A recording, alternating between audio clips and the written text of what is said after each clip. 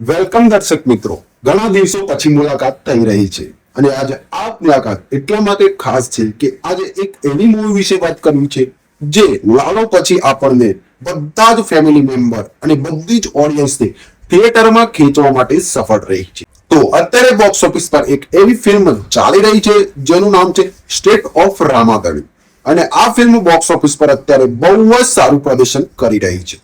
તો મૂવીની વાત કરીએ તો મૂવી એક એવી ભક્તિમયથી ભરેલી મૂવી બનાવવામાં આવી છે કે બધી જ ઓડિયન્સને આવરી લે છે અને આવી સિમ્પલ અને સાદી કહાનીને જેવી રીતે પ્રેઝન્ટ કરવામાં આવી છે ભાઈ બધા જ દિલોમાં, બધી જ ઓડિયન્સની દિલોમાં ઘર કરી જશે મૂવી.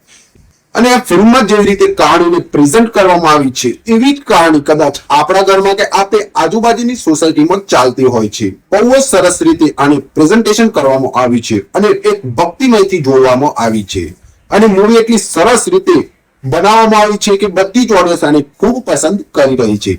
મૂવીની સાથે સાથે મૂવીમાં જે સ્ટાર કાસ્ટે કામ કર્યું છે ભાઈ 4 ચાંદ લગાવી દીધા છે.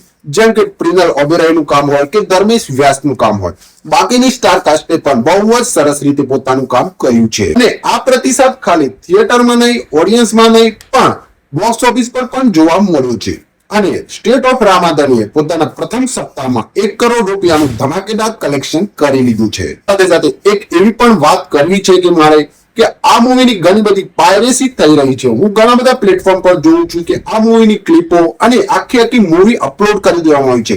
તો પ્લીઝ, એક સરસ મજાની ફિલ્મ છે અને થિયેટરમાં જોવાલાયક ફિલ્મ છે, તો આવી ફિલ્મને પ્લીઝ પાયરેસી ના કરશો અને થિયેટરમાં એક્સપિરિયન્સ કરવાનો મોકો ઓડિયન્સને આપો.